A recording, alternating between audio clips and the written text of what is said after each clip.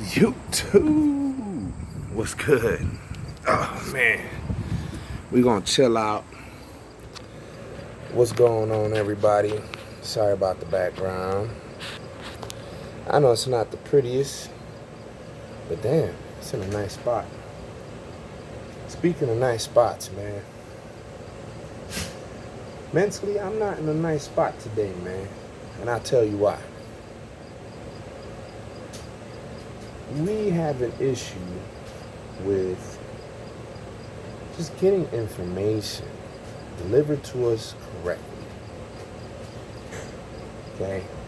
And what I mean by that is, a lot of YouTubers, we came to the aid of our beloved team. All right? I'm not one of them. Okay, I'm not even gonna sit here in front because I don't have a large following. I get just like the people that I follow to just fuck with me back because I'm not on the show. So this is the only way I can actually get my 2 cents in without being on the show to talk football with them or whatever. So with that being said, back to what I was saying. So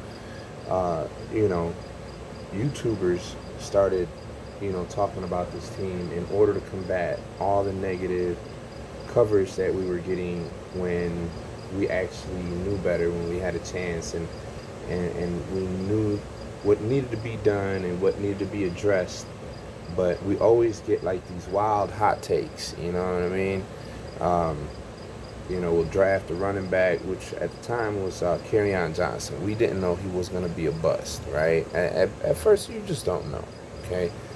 And, they were reporting how we should trade for Melvin Gordon when we all look at everything in hindsight. As human beings, everything we look at it in hindsight. Because hindsight is 20/20.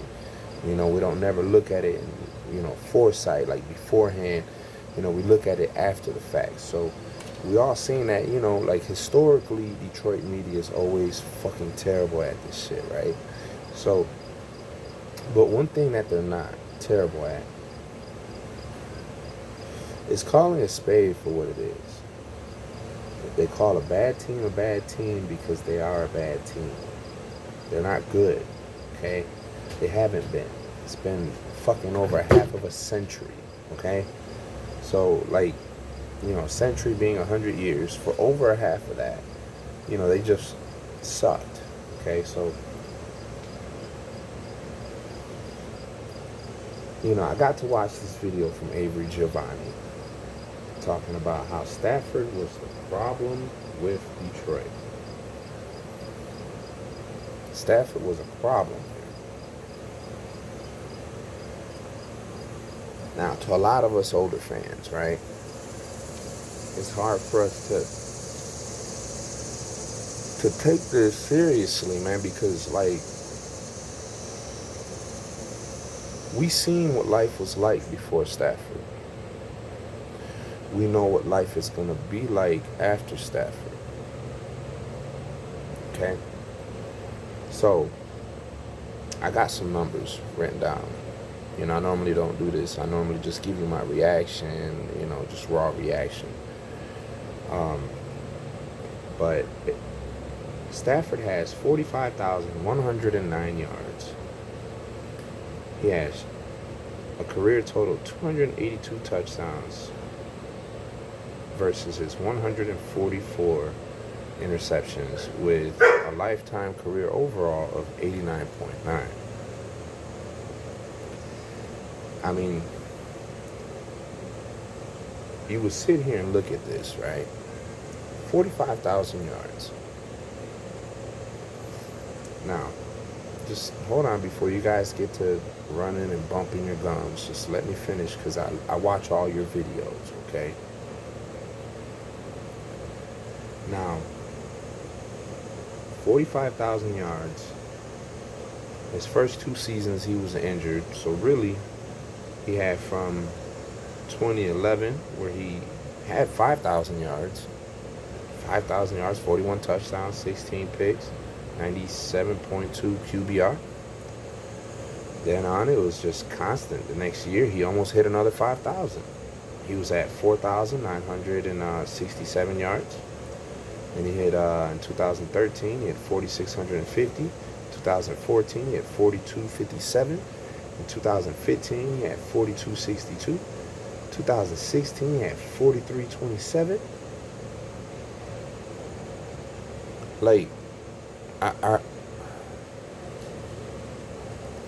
want you guys to follow me here, right?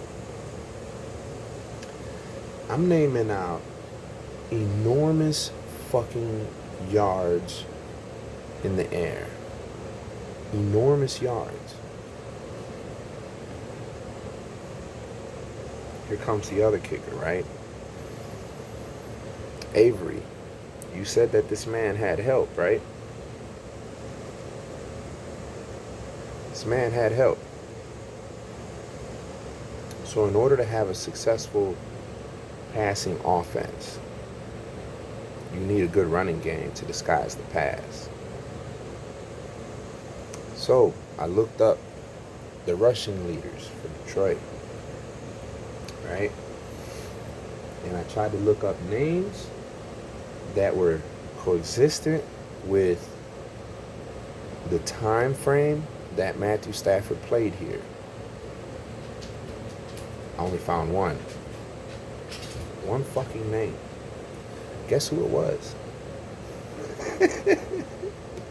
It was Joique Bell, bro.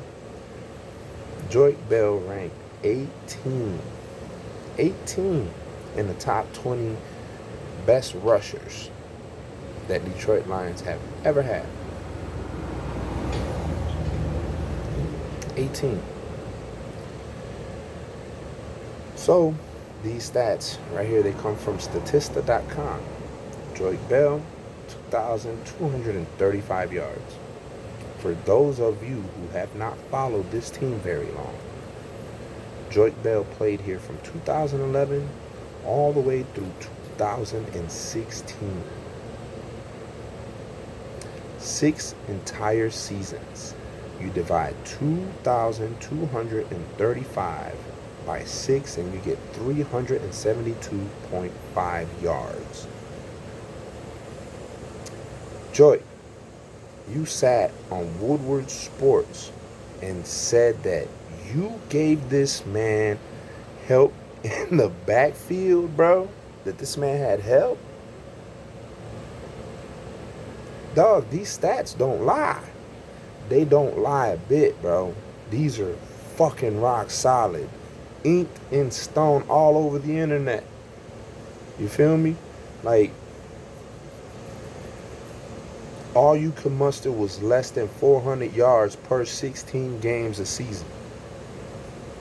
And you have the audacity to sit right downtown with Adham and everybody talking about how this nigga was bad. And it wasn't you. It wasn't you, though, right? Okay, bro. Okay, let's keep going. Let's keep going. Okay?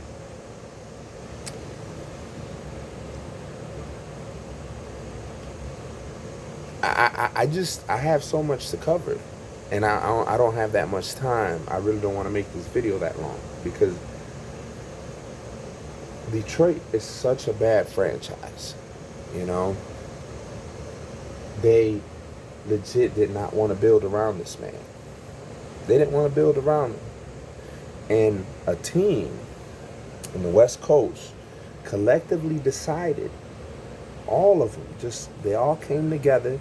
They all said collectively that their quarterback that they had, which is Jared Goff, the one we have now, sucks. That is a bust. That man is no good. He's a bust. But we're going to win 8, 9, 10 games with him, right? When we could only muster up 8 wins in the last 2 seasons. But let's proceed. In order to have a successful team, bro, and I'm talking about in the postseason, right? In order to have a successful team, how's it going? Good morning. In order to have a successful team, you need a formula. You know what I mean? The last 21, 22, Super Bowl winners had this formula, right? And it goes to such, right? They got to have a top 10 D or top 5 run or top 10 run and a top 5 D. But you can't have a below 10 quarterback. He's got to be top 10, bro. He's got to be top 10. Now, there has been some anomaly years, right, where this hasn't happened. Like Trent Dilfer, anomaly. Joe Flacco, anomaly. You know what I mean? You know, things like that, you know, you have to really take in consideration when, you know, you have extremely dominant defenses or a running game that's through the roof, you know what I mean, that aided into that championship run. Okay? So let's keep on going here, right? Because a lot of these people, man, they're so misinformed and so dead set in their convictions about somebody, and they don't allow truths to come out for what they are. Okay? Now, Matt Stafford has more come from behind wins in the stint of time that he's been on the Lions than any other quarterback has had in their career. With that being said, I think it was 51%. Yeah, 51% of all his come from behind wins. Of all his wins, 51% of all his wins were come from behind. He snatched them from the jaws of defeat. What that tells me is that this man is a competitor and he's always wanting to win. The fact that he's done this with a running back that only rushes 372 yards a year allows me to know that everybody knows that he's passing, bro, and he's still getting down. He's still eating. I mean, who was running with Joyke Bell? Who was the second? Riddick? How many yards was Riddick getting? We all know the answer to that, bro. Because he's not even in the league no more. After we let him go, where is he? I don't see him. Do y'all see him? I don't see him. So, let's proceed.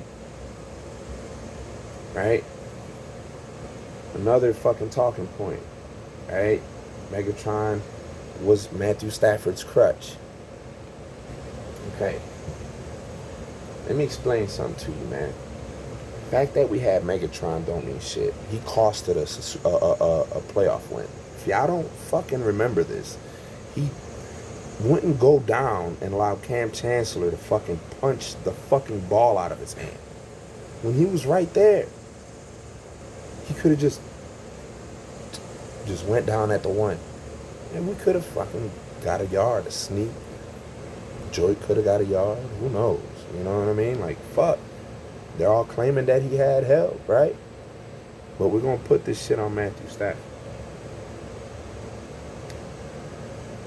Even when Megatron was here, when we had Golden Tate, Megatron, you know what I mean? And Nate Burleson.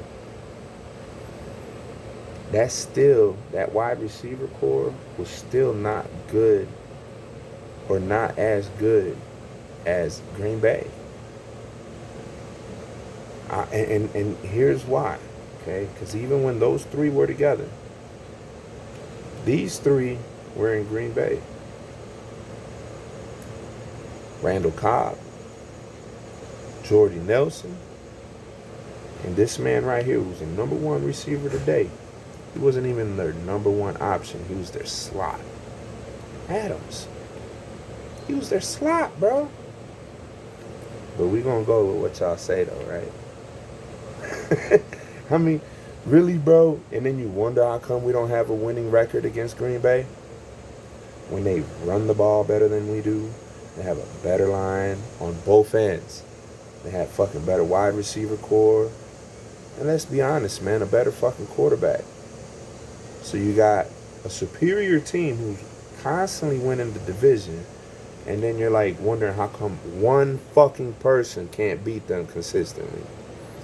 Bro, our defense gives up an average 25 points per game every fucking game. Average since Matthew Stafford has been here. So So every time Stafford goes out into the field, he's got to overcome 25 points. But you keep forgetting that I watched the same fucking nice little piece that you watched. I watched it, bro. I seen it. The Lions are number one in drop passes, bro, since Stafford was there. Number one. I mean, we had memes about it. You know, Ebron with little T-Rex hands, with the frying pans for hands. Quit playing with me, bro. Come on, let's go. Let's talk about draft picks, man.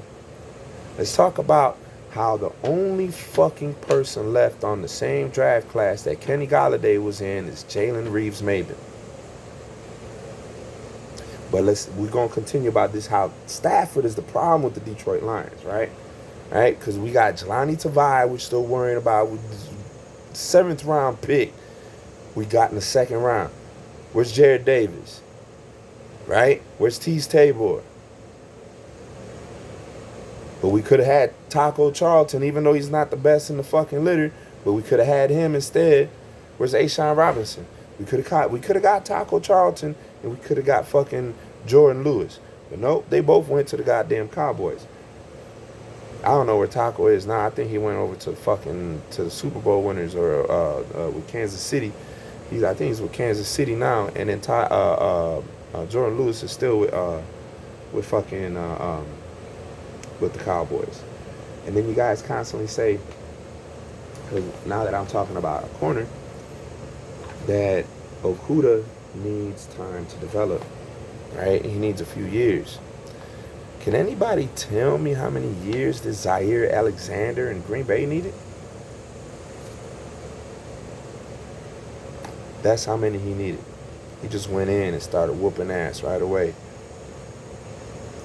So, man, please, man, miss me with this bullshit, bro.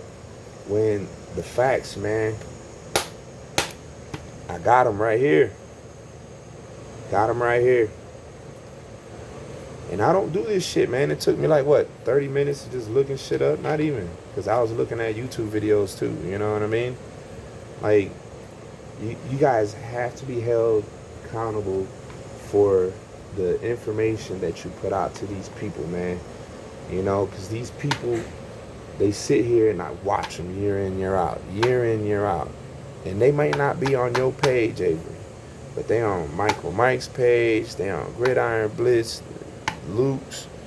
And by week 8, every single YouTuber and follower is fucking crying. Crying about either the refs or injuries, that, the other. You know what I mean? Detroit versus everybody, whatever the fuck. Always week 8, motherfuckers crying. Next year, let's start looking at draft videos. By week 8. So, nah, man. You know, Detroit media actually ain't wrong, bro. They're actually pretty spot on. You know what I mean? And this misinformation, man, it's almost criminal. It's almost criminal. You have numbers that good and not have something that's so essential, which is a running game, to disguise the pass. You know? I mean, look, right here in 2019. You guys remember 2019? This is what a glimpse of life without Stafford would have been like, right? Stafford went for 2,499 yards with 19 touchdowns and 5 fucking picks. The man had a 106.0 QBR. Now, this man only got to play 8 games, and once he was down, we legit won 0 games. 0 games. So, and that was with a better wide receiver core. You know, yeah, the coaching was different. You know, coach was different, but this coach is unproven. He ain't even fucking come close to winning a preseason game. So, I mean, preseason is what we, you know, it's our measuring stick. We get to see how our players are playing, how we evaluate them, and we can see what's gonna happen. How, you know, we Seen Kerry Hyder, through preseason. We seen him tearing ass up, and we were like, yeah, put him in. All that shit, bro. That's how we got Zenner, and we were, yeah, put him in. Come on, bro. Like, we take our evaluations off from preseason, and all we've evaluated is that our first stringers suck dick, bro. They're fucking terrible, and only the people that are about to be cut can score. And that is not alarming to you. But it's all a Stafford problem. Yeah, it's all a Stafford problem. So,